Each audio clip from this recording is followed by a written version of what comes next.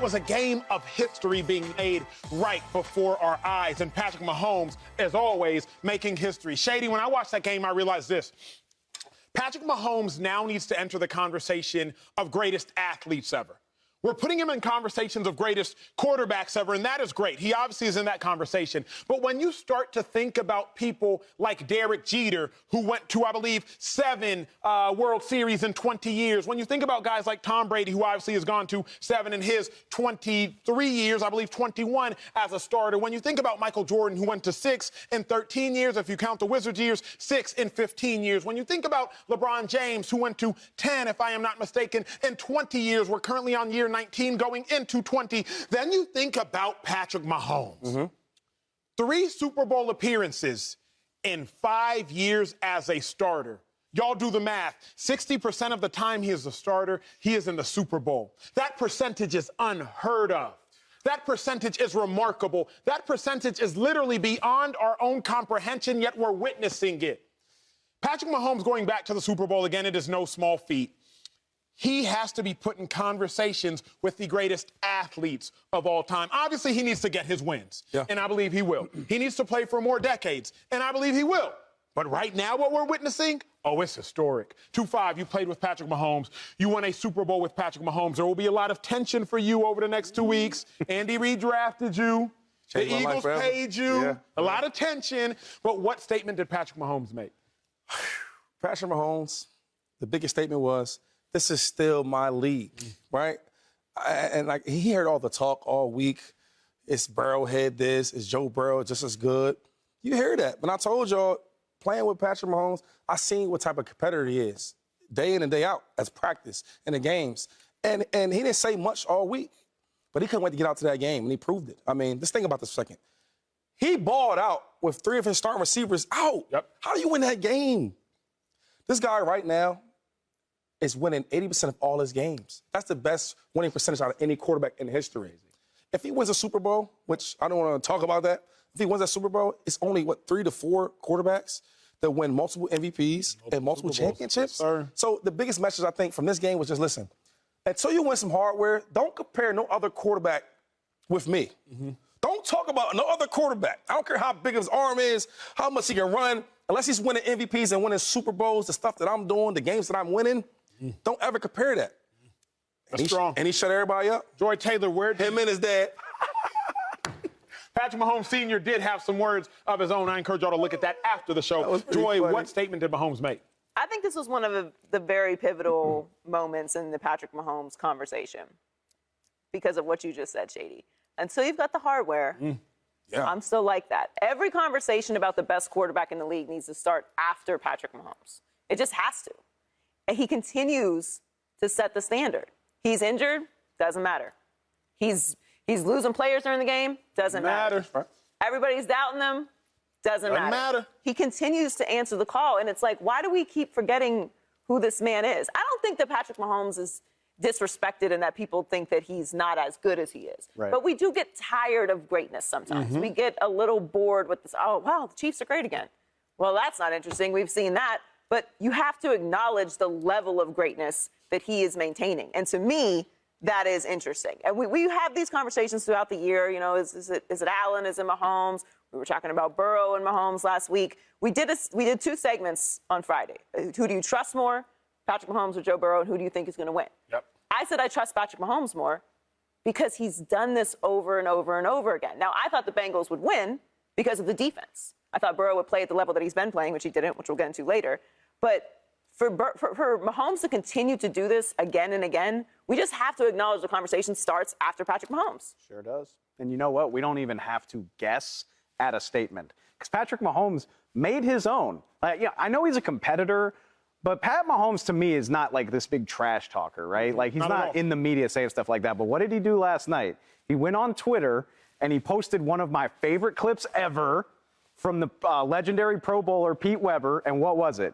The bowler looks at the crowd and goes, "Who do you think you are?" "I am." Which is an insane thing to say, but you get the point. Who do you think you are? I am. Who do you think you are, Joe Burrow? Who do you think you are, Bengals? Who do you think you are, people in the media? I am. I'm Patrick Mahomes. Patrick Mahomes' middle name starts with an L. I petition that his middle initial should be F, and you know what I mean. Patrick F. Mahomes. I thought you were going to say W. I know, I thought you were going. W will be good, too. Dave, is it far-fetched to say, and I'm going to say it, this is Patrick Mahomes' greatest accomplishment thus far in his career? He already has an MVP. Clearly, he has a Super Bowl. He has a Super Bowl MVP. But let me remind everybody, on those Super Bowl teams, both the appearance and the loss, he had Ty Matthew, one of the best football players of the generation. Not the best athletes, not the biggest, but if you know about the game of football at the collegiate or pro level, Ty Matthew is one of the best football players of the generation, and he was a captain on that team. He had Tyreek Hill. He had a younger Chris Jones. He had a younger Frank Clark. He had Travis Kelce. So he won that Super Bowl and the MVP, and he won a regular season MVP with great football players across the board. Yeah. But this Patrick Mahomes was looking left, looking right, with receivers that haven't been on the team for more than 2 years. This Patrick Mahomes has a 7th-round running back out of Rutgers, who everybody passed on multiple times. This Patrick Mahomes is carrying receivers that went to Penn, not Penn State, that went to Penn to the Super Bowl. Like, let's really put into context the feat that this Patrick Mahomes is accomplishing. I understand going to a Super Bowl when you have Tyreek Hill and Travis Kelce. I get that, right? Most people would assume a good quarterback will go to a Super Bowl with that talent.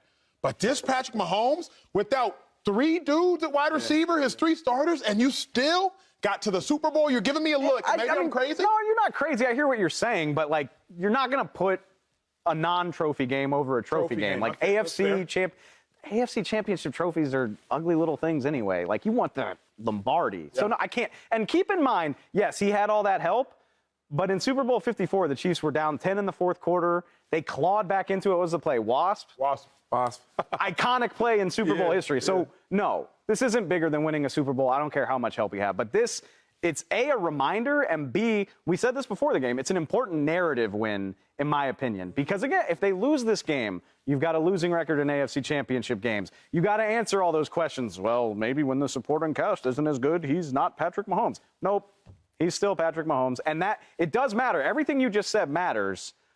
You still got to get the job done at the end of the day. You're still gunning for a bigger trophy. Shady, how has your opinion of Mahomes changed? You played with Patrick Mahomes in his 2nd year in the National Football League. I believe it was his first year as a starter, if I'm not mistaken. Second year as a starter. Y'all won a Super Bowl together. But this Patrick Mahomes now at 27 years old, not 23 years old, this Patrick Mahomes who's been to 2 Super Bowls, you've seen him play even differently. How has your opinion of him changed, especially after that game? The Mahomes I see now, from playing with him and even watching tape the year before I got there, he's winning games by himself. Let me say that again.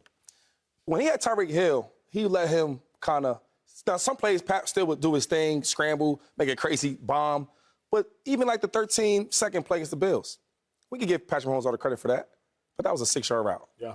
That he went 60-something yards, right? Even Kelce, some plays Kelce makes it, catch it, boom, make a guy miss, spin move. I watched Patrick Mahomes put the team on his back. Now, he's done that multiple times before, but not like this. And that showed me that no matter who's on that field, he's going to find a way to win a game. Yeah. And that's the Tom Brady's that we've been watching for so long. No matter who you put out there, tall guy, short guy, an active guy, nice, active, not too much playing time and practice with him. I mean, it's funny when, like, the commentators are trying to talk about the wide receivers, and they're looking up. They're flipping the pages to get the guy's name right? And imagine how much practice they got together. Not a lot, but that showed me how good he really is. I mean, I knew he was great. First time I met him, I knew he was great. This is the way he played in practice. But he really took over the game, and that's the Patrick Mahomes I love. Joy, let's talk narrative as you take us to break. When I think about Michael Jordan, and everybody watched The Last Dance, Michael Jordan is remembered for greatness, but he's also remembered in narrative form and story form. Yeah. The flu game. Yeah. He stealing the ball from Karl Malone, game 6, crossing over. No timeout, right. This is a bucket. George Karl walking up to him in a restaurant talking trash. Well, he didn't speak to him. Didn't speak to him. Like, we remember Michael Jordan in narratives. Gary Payton saying, he had the best of them for a game. They compared Clyde Drexler to him. Like, to Michael Jordan. I believe it was the 1992 finals. Yeah. Narratives are helping build Jordan. This you alluded to was a narrative game. The mayor of Cincinnati, if I'm not mistaken, saying that Joe Burrow has to take a paternity test to figure out if he is Patrick I would have Mahomes' done that father. after this game. Yeah. Like, After this game. Those that's was a bars, flex. though. Before. you've been in the industry longer than all of us sitting here at the desk. What does this do for his narrative? You said it does something, but in 15 years, how will we remember this moment, and how has this moment escalated Mahomes? Well, he's put more separation between himself and the rest of the field. He's like Tiger. It's like, you want Tiger or you want the field? Right. You're going to take Tiger because you Tiger. know what he's going to do. That's the phase that Patrick Mahomes is in right now in the league. He's not at Brady yet. We know that. We're going to start doing that because that's what we do. But he's separating himself from the rest of his peers right now. He's put himself in a space where we've seen him win in multiple ways, having different supporting casts, having different things happen during the game. That's what really shapes it. When we're looking back on his career, we'll remember these kind of moments. Like, remember when Burrow was closing in on him and Cincinnati hadn't lost to him yet, and the mayor's talking about he's his daddy, and like, wait a minute, Patrick Mahomes went out and did this. And that's the important part of building your legacy, is that when people start to try and come close to you and close the gap, you put your foot on there and say no. And that's, to me, what this game was. Subscribe here to get the latest from Speak, and go watch a few segments from our other shows on FS1.